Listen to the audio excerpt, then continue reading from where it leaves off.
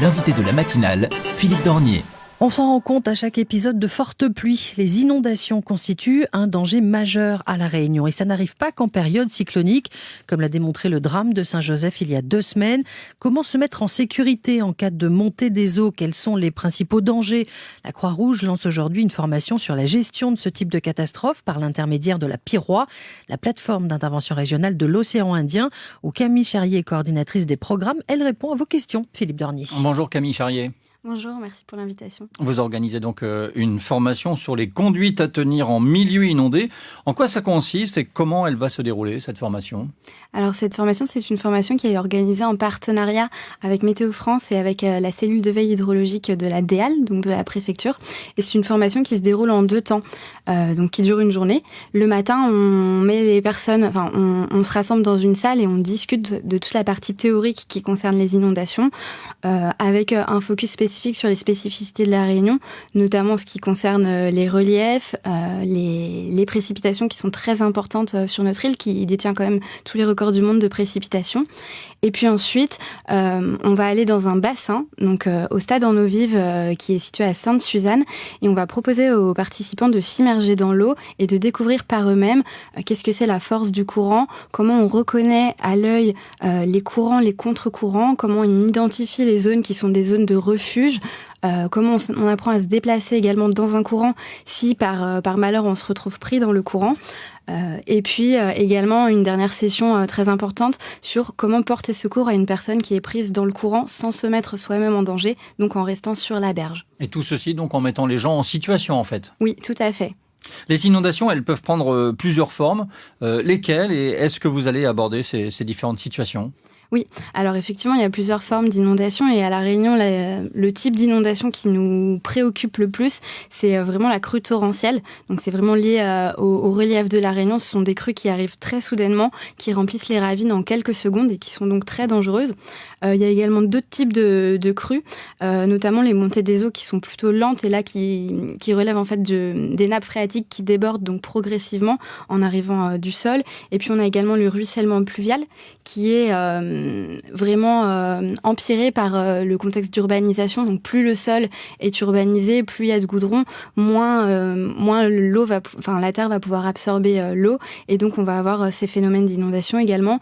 Et le dernier type d'inondation, c'est la submersion marine. Donc là, on est plutôt sur les côtes avec un risque d'augmentation du niveau des océans, notamment en période de cyclone, avec la houle qui va augmenter le niveau de l'eau et on risque également d'avoir des terres, donc plutôt la zone côtière inondée. Des situations très variées avec un temps de réaction qui doit s'adapter évidemment.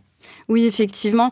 Nous, notre focus dans le cadre de cette formation, c'est vraiment la crue torrentielle parce que c'est l'événement le plus dangereux et le plus soudain. Donc, c'est vraiment sur ce type de crue qu'on insiste dans le cadre de la formation conduite à tenir en milieu inondé. Et on a décidé d'en faire une priorité, notamment parce qu'à La Réunion, il y a 1 personne sur 4 qui habite dans une zone qui est considérée à risque d'inondation. Donc c'est considérable, ça représente à peu près 210 000 personnes. Donc c'est vraiment très très important. Et du fait de la taille très limitée de l'île de La Réunion, on est tous en fait confrontés un jour ou l'autre à ce risque d'inondation. Même si on n'habite pas dans une zone d'inondation, on peut lors de nos déplacements se retrouver confrontés à ce phénomène. Et s'il n'y avait qu'un seul conseil à donner, un message essentiel en cas de montée des eaux, ce serait lequel ? Qu'est-ce que vous diriez ? Alors, un seul, c'est compliqué, mais je pense que ce serait clairement ne traversez pas un radier submergé. C'est vraiment le message qu'on essaie de marteler, que vous soyez à pied ou en voiture, ne traversez pas un radier submergé. Dans les radiers, le courant est tel quand il y a une crue que même avec de l'eau jusqu'aux genoux, on peut se faire emporter. Donc vraiment, il faut être très très vigilant et accepter, ce qui est assez compliqué, mais vraiment accepter le renoncement, c'est-à-dire se dire c'est un danger. Je n'y vais pas, même si ma maison est juste de l'autre côté. J'attends que l'eau s'en aille, j'attends la décrue pour traverser. On a sûrement tendance à paniquer quand on se retrouve dans ce genre de situation avec le stress. Est-ce qu'il y a des erreurs à ne surtout pas commettre ? Mais je pense que la première erreur, ce serait vraiment de s'engager en se disant que ça va passer parce qu'on voit qu'il n'y a pas beaucoup d'eau. C'est vraiment la principale erreur. Pourquoi ? Parce que la situation peut changer en un instant ? Ça peut changer en un instant, ça peut aller très très vite. À La Réunion, les crues torrentielles, en l'espace de quelques minutes, on passe d'une zone avec 2-3 cm d'eau, un petit filet d'eau, à vraiment une rivière en furie. Donc il faut vraiment être très très vigilant et voilà, ne prendre aucun risque. C'est la même chose qu'on soit à pied ou avec un véhicule, en voiture, à moto? Oui, bien sûr, oui, c'est exactement la même chose. La voiture, c'est pareil, hein, très très vite, une voiture ne va plus être contrôlable si elle a de l'eau, je crois, jusqu'à la moitié des roues. Donc il faut vraiment être très très vigilant avec ça. Si on est emporté par le courant, ça dépend de sa force, hein, évidemment, mais dans certains cas, on peut s'en sortir. Oui, heureusement, on peut s'en sortir. Mais effectivement, c'est une situation qu'on ne recommande à personne. Effectivement, et c'est tout l'objet de la formation, en fait, de permettre aux participants d'identifier comment ils pourront réussir à s'en sortir s'ils se retrouvent coincés dans une inondation. Et c'est notamment à l'œil, en fait, avec la lecture des courants. Quand on regarde le courant, on voit qu'il y a des zones qui font comme des siphons, des zones qui tournent. Des tourbillons des tourbillons, des zones beaucoup plus calmes. Donc c'est ce qu'on appelle les zones de refuge. Donc là, ce qu'on va apprendre pendant cette formation aux participants, c'est à réussir à nager jusqu'à ces zones de refuge où ils seront en fait un petit peu à l'abri et où ils pourront ensuite sortir. Mais vraiment, c'est très, très compliqué, très dangereux. Et l'autre point, au-delà de la force du courant, c'est vraiment qu'avec les crues, il y a également énormément de rochers, énormément de troncs d'arbres, de déchets qui sont stockés dans les ravines et qui sont donc emportés avec la force du courant. Donc c'est ça également qui peut rendre problématique, rendre très difficile le fait de se retrouver dans une crue. Le conseil, c'est de nager vers des zones refuges, comme vous dites, mais il faut encore savoir nager. C'est pas le cas de tout le monde à La Réunion, malheureusement. Oui, évidemment. Et donc, c'est donc pour ça que vraiment le vrai conseil, c'est de ne surtout pas traverser, de ne surtout pas aller dans l'eau quand il y a une crue. Voilà, c'est vraiment le message important. Il peut y avoir des inondations à la maison aussi. On peut se retrouver dans cette situation. Je suis chez moi, l'eau passe sous la porte. Qu'est-ce que je dois faire ? Alors, l'idéal, c'est d'avoir anticipé cette possibilité avant que l'eau ne passe sous la porte. Donc, d'avoir vraiment de vous être préparé, vous et votre famille, en ayant mis de côté vos documents importants, les objets qui vous tiennent à cœur, en ayant, pourquoi pas, surélevé les meubles, toutes les choses de valeur. Et puis ensuite, quand vraiment l'inondation arrive, alors soit vous avez le temps de fuir vers une zone refuge que vous aviez préalablement identifiée, et donc dans ce cas-là, il faut partir.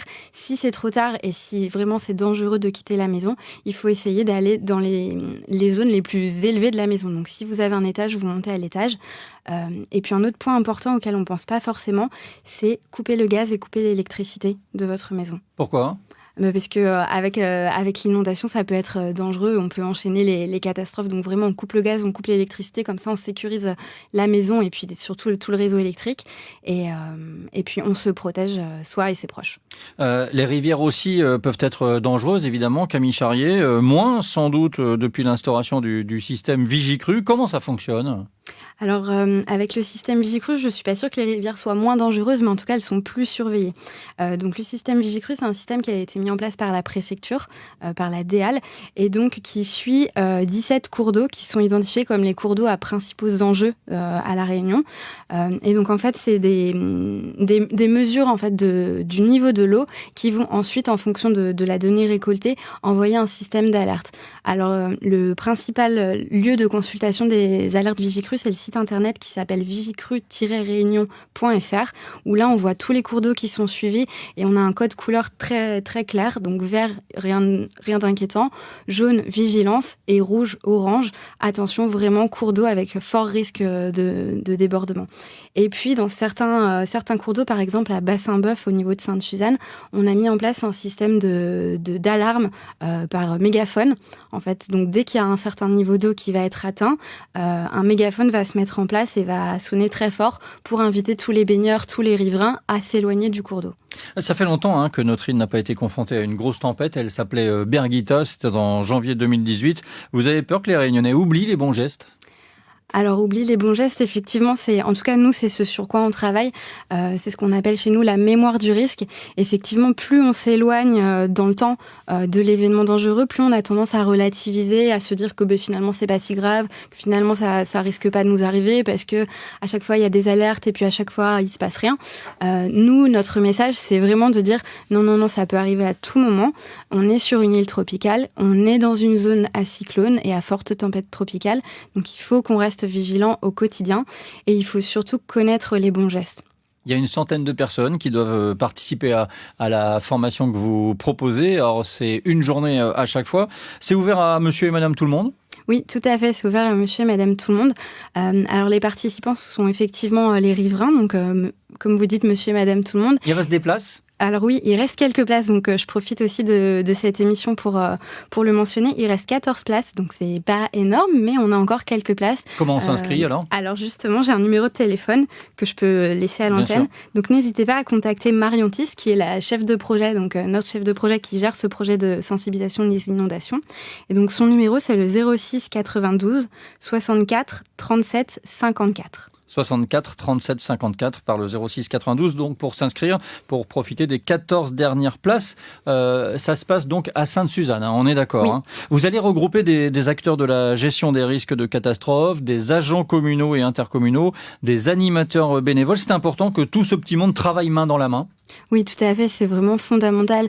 On mise à la fois sur cette formation pour sensibiliser les gens qui bénéficieront de la formation, donc les personnes qui viendront à cette formation, mais également pour sensibiliser en cascade tout leur entourage et toutes les personnes qui sont amenées à côtoyer. Donc effectivement, on s'intéresse, on a intégré les agents communaux, les bénévoles, plusieurs types de personnes et de professions dans cette optique de diffuser les messages de prévention ensuite au plus large public possible. Vous intervenez aussi dans les pays de la région, à Madagascar, aux Comores, au Mozambique, entre autres. Les alertes sont parfois lancées avec les moyens du bord là-bas. Oui, effectivement, c'est vrai qu'en France, on peut vraiment se féliciter d'avoir des systèmes d'alerte qui sont très performants et très à la pointe. À Madagascar, par exemple, c'est beaucoup plus rudimentaire dans plusieurs zones reculées.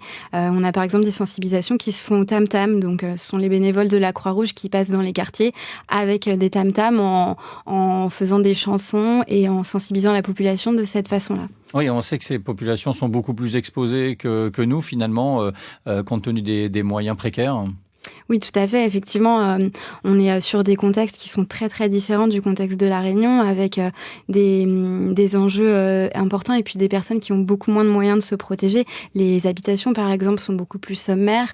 Les personnes sont également moins formées, moins sensibilisées à ces risques de catastrophes naturelles. Donc, c'est également important, là-bas, de faire ce travail de prévention. Merci Camille Charrier d'avoir été avec nous ce matin. Je rappelle que vous êtes la coordonnatrice des programmes de la Piroie, cet outil de la Croix-Rouge, la plateforme d'intervention régionale de l'océan Indien. Bonne journée. Merci.